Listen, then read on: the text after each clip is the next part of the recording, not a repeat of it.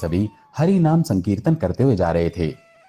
तभी एक नगर पड़ा और उस नगर में उन्होंने सोचा कि कोई ऐसा स्थान मिले जहां रात में हम लोग रुक करके अपना भोजन पानी बना लें, अपने ठाकुर जी की सेवा कर लें। तभी उनको एक बहुत सुंदर घर दिखाई दिया और उस घर के बाहर बगीचे में बहुत सुंदर सुंदर पुष्प आदि लगे थे। प्राचीन भारत में अगर संत महात्मा ऐसे चलते फिरते गांव में कहीं रुक जाएं, किसी के घर के बाहर, तो कोई रोकता नहीं था, बल्कि घर वाले सेवा और करते थे कि संत आए हैं भैया।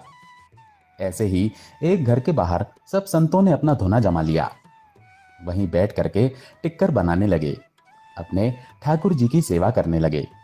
घर जिसका था, उस महिला ने ऊपर से झांक कर देखा।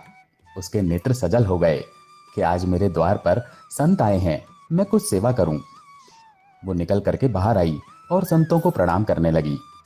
महाराज जी, आपको कोई जरूरत हो, कोई पात्र चाहिए हो, कुछ भी सामग्री चाहिए हो, मुझे आज्ञा करें। तो संतों ने कहा कि चलो तुम एक काम करो, सबके लिए कुछ पात्र ले आओ, कुछ दोने ले आओ। तो उसके घर में जो जो सेवा हो सकती थी वो लेकर के आने लगी, सबको देने लगी।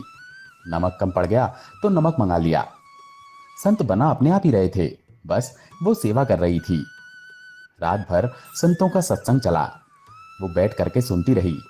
सुबह सब संत बोले, अब हम जाएंगे, अब हमारा समय आगे बढ़ने का है।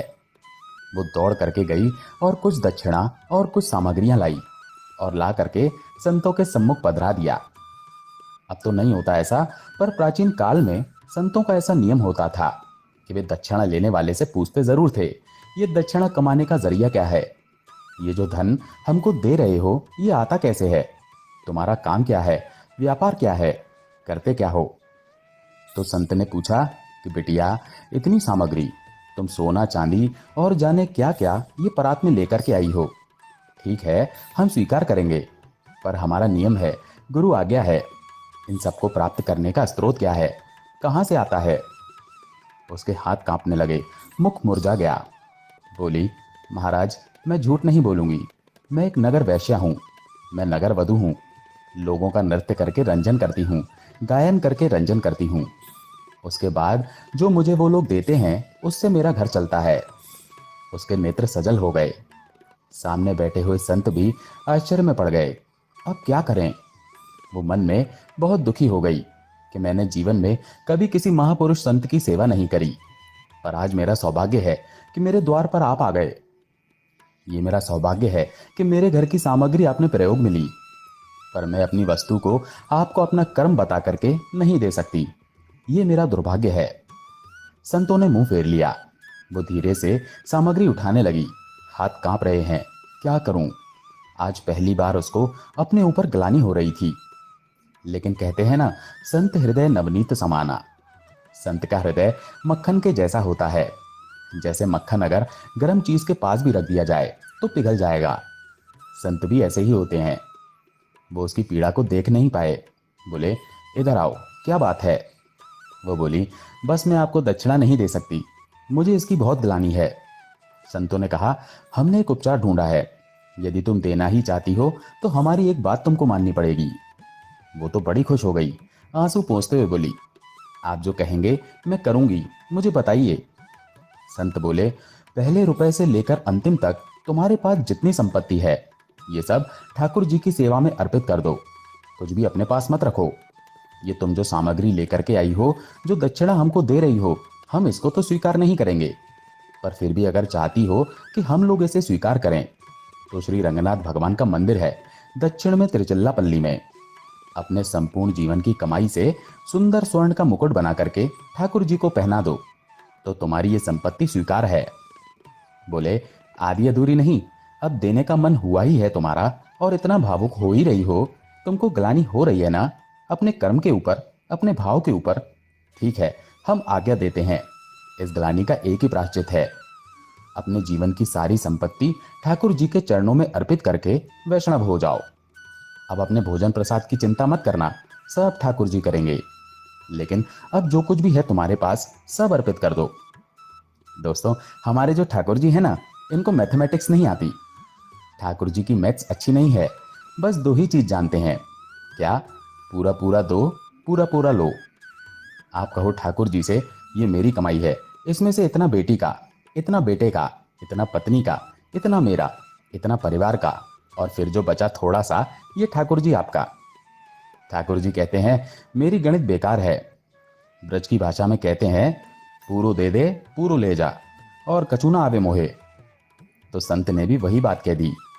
बोले कि अब तुम एक काम करो, अपने जीवन की पूरी जमा पूंजी जो तुम्हारी संपत्ति है उससे मुकुट बनवा करके ठाकुर जी को अर्पित कर दो। उसके मन में किंचित भी भाव नहीं आया कि ये मैं कैसे कर सकती हूँ। उसको तो ये लगा कि मेरे द्वारा कोई सामग्री स्वीकार की जा रही है, ये मेरे लिए बहुत बड़ी सौभाग्य की बात है। और कुछ सामग्री नहीं, पूरी सामग्री स्वीकार की जा रही है। तुरंत वो बड़ी खुश होती हुई बोली, महाराज जी आप बताइए, जैसा आप बताएंगे वैसा मुकुट बनवाऊंगी। अब चर्चा होने लगी, कैसे मुकुट बनाया जाएगा, कौन कौन सी मड़ियां लगाई जाएंगी। उसकी पूरी संपत्ति देखी गई, कितनी संपत्ति है। संपत्ति इतनी निकल करके आई कि सब हैरान रह गए।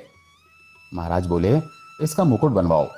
ठाकुर जी के अद्भुत मुकुट का निर्माण कार्य शुरू हुआ, और जब तक मुकुट निर्माण का कार्य चला तब तक साधु महात्मा कहीं नहीं गए। उसी घर के बाहर जहां बैठे थे वहीं बैठकर वो भजन कीर्तन करते रहे। वो महिला भी इतनी आनंद में कि मेरे संपूर्ण जीवन का जो कुछ भी था वो सब ले रहे हैं ठाकुर जी मुझसे, कुछ भी नहीं बचेगा मेरे पास। 50 दिन के बाद मुकुट तैयार हुआ, और उसने पूरी संपत्ति, अपना घर भी बेच दिया, जमीन भी बेच दी, जो कुछ भी था सब बेच दिया। कुछ नहीं बचा, सिर्फ एक परात बची, उसमें मुकुट रखा था। और संत बोले, अब इसको लेकर चलो। अब नाचते गाते हुए एक नगर वैश्या नगर वधु को बीच में लिए चारों तरफ संत नाचते गाते हुए उसको लेकर जा रहे थे, उस मुकुट को रंगनाथ मंदिर ठाकुर जी को अर्पित कराने के लिए। उस वैश्या के समर्पण को देखकर संत ने एक घोषणा और कर दी। बोले, ये मुकुट कोई पुजारी नहीं पहनाएगा, कोई संत नहीं पहनाएगा, तुम खुद पहनाओगी ठाकुर जी को गर्भगृह में प्रवेश करके। बंधुओं, कई बार तन का शुद्ध होना बहुत आवश्यक नहीं होता है, पर अगर आपके विचारों में शुद्धता है ना, तो ठाकुर जी आपसे बहुत प्रसन्न होते हैं। कई लोग ऐसे होते हैं जो दिखते बहुत साफ सुथरे हैं, उनका एक बाल भी इधर उधर नहीं होता, पर कहीं ना कहीं मन दूषित होता है। आज वो वैश्या भले ही है, शरीर उसका अपवित्र है, पर उसका हृदय इतना पवित्र था। साधु ने कह दिया, तुम ही मुकुट पहनाओगी ठाकुर जी को। मंदिर के सब पुजारियों में बातें बनने लगी। बोले, महात्मा की बुद्धि खराब हो गई है, एक नगर वैश्या को लेकर के आ रहे हैं। और चलो ठीक है, उसकी संपत्ति से मुकुट बनवाया, ठाकुर जी को दे रहे हो, लेकिन इतना तो नहीं कहना चाहिए था कि वो जाकर के ठाकुर जी को पहना दे। लेकिन महात्मा इतने पहुंचे हुए थे कि उनको कोई मना नहीं कर पा रहा था। लेकिन दोस्तों, आप तो जानते ही हैं, ठाकुर जी परीक्षा बहुत लेते हैं। इसीलिए एक बात याद रखना, यदि ठाकुर जी के प्रति मन में प्रेम प्रकट हो जाए तो एक चीज के लिए तैयार रहना, परीक्षाएं बहुत होंगी। अपने संपूर्ण जीवन की कमाई लगाकर मुकुट बनवाकर अपना पूरा सर्वस्व ठाकुर जी को देने के लिए वो आज आ गई। लेकिन मंदिर के लोग भी उससे बहुत अप्रसन्न थे, लेकिन फिर भी उसको मन में लग रहा था, ठाकुर जी बुला रहे हैं मुझको। लेकिन जैसे ही वो द्वार पर पहुंची और भीतर प्रवेश करने लगी, उसी समय रजस्वला हो गई, मासिक धर्म हो गया, और उसी समय वो घबरा गई। उसने तुरंत मुकुट का थाल नीचे रख दिया और पीछे खड़ी हो गई। महात्मा बोले, क्या हुआ? वो अब बस रो रही थी, कुछ कह नहीं पा रही थी। महात्मा बोले, हुआ क्या, तुम पीछे क्यों हट गई हो? वो बोली, अब मैं अपवित्र स्थिति में हूं, मैं नहीं जा सकती भीतर। महात्मा सोचने लगे, इसका भाग्य कितना दुर्भाग्यपूर्ण है। जीवन भर नगर वैश्या बनकर रही, जो धन कमाया उसमें से संतों को देने का प्रयास किया तो हम ले नहीं सकते। दूसरा समाधान निकाला कि कुछ भी ना रखे, सब कुछ ठाकुर जी को दे दे। सब प्रकार का प्रयास कर लिया, इसको भीतर मंदिर में मुकुट पहनाने तक का अधिकार मिल गया था। लेकिन कैसा दुर्भाग्य है, निश्चित ही अपने पूर्व जन्म में पता नहीं ऐसा क्या अपराध बन गया इससे कि ठाकुर जी इसको स्वीकार नहीं कर रहे। मंदिर के कुछ विपक्षी लोग खुश हो गए, बोले, हम तो पहले ही मना कर रहे थे, देखो ठाकुर जी ने ही ऐसी लीला कर दी, अब ये जा ही नहीं सकती भीतर। महात्मा जी वेद शास्त्रों के विरुद्ध जाकर काम कर रहे थे, देखिए ठाकुर जी की लीला। वो बैठी बैठी रो रही थी, लेकिन उसको आत्मग्लानि नहीं थी। वो सोचने लगी कि ठीक है, मुझे जितना मिला उसमें परिपूर्णता है, मैं भीतर नहीं जा सकती। मेरे द्वारा अर्पित किया गया मुकुट मैं ठाकुर जी के मुख पर पहली बार नहीं देख पाऊंगी। दोस्तों, एक भाव होता है ना, कोई कुछ वस्तु देता है तो उसको लगता है कि पहला दर्शन मैं करूं। पर कोई बात नहीं। महात्मा थाल उठाए बोले, अब तेरी तरफ से मैं जा रहा हूं। वो बोली, जाइए आप, मुझे बस इतना बता देना, मुकुट ठाकुर जी के मुखमंडल पर कैसा लग रहा है? मुकुट पहनकर थोड़ी मुस्कान आई कि नहीं? महात्मा भीतर गए। उनके नेत्रों से अश्रुपात हो रहा था और वो अश्रु जल मुकुट पर गिर रहा था। वो बार बार कह रहे थे, ठाकुर जी, आज आपकी भक्त वत्सलता कहाँ गई? आप परीक्षाएं लेते हैं, आपका स्वभाव है, पर इतनी क्यों लेते हैं? महात्मा ने भीतर प्रवेश किया। श्रीमन नारायण भगवान के सम्मुख उस मुकुट को रखा गया। मुकुट की पूजा अर्चना हुई और अर्चना के बाद पहले वाला मुकुट उतार कर और दूसरा नया मुकुट धारण कराने के लिए जैसे ही मुकुट को उठाने का प्रयास किया,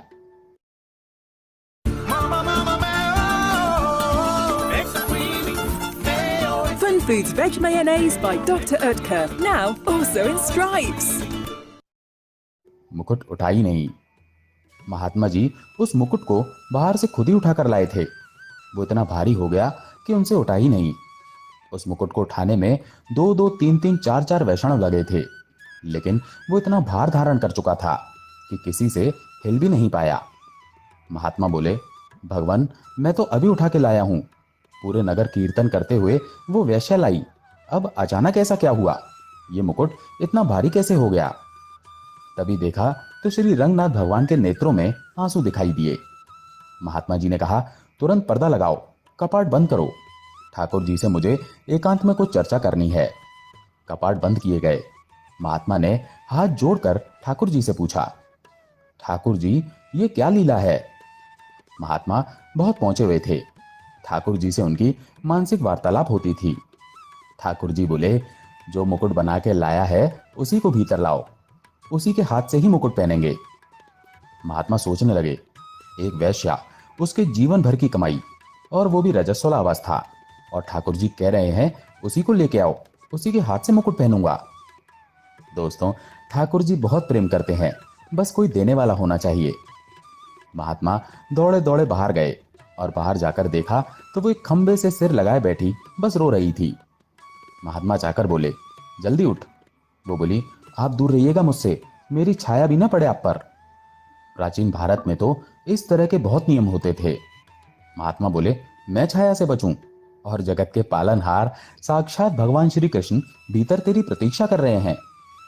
महात्मा ने उसका हाथ पकड़ा। वो रोने लगी, महाराज, मुझे स्पर्श मत कीजिए। महात्मा उसका हाथ पकड़कर उसे लेकर भीतर गए और जाकर कहा, मुकुट पहनाओ ठाकुर जी को। जो मुकुट कई वैष्णवों से नहीं उठा।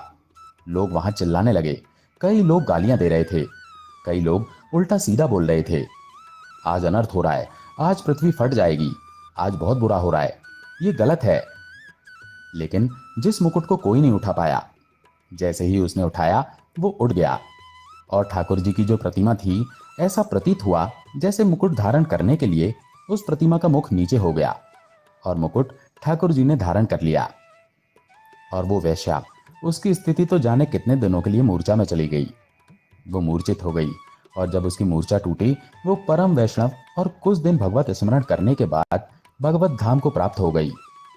ये है ठाकुर जी का प्रेम। दोस्तों, आशा है ये कहानी आपको पसंद आई होगी। अगर पसंद आई हो तो वीडियो को लाइक करके कमेंट में प्रेम से जय श्री कृष्णा जरूर लिखें। चैनल पर अगर पहली बार आए हैं तो चैनल को सब्सक्राइब जरूर करें। जय श्री कृष्णा।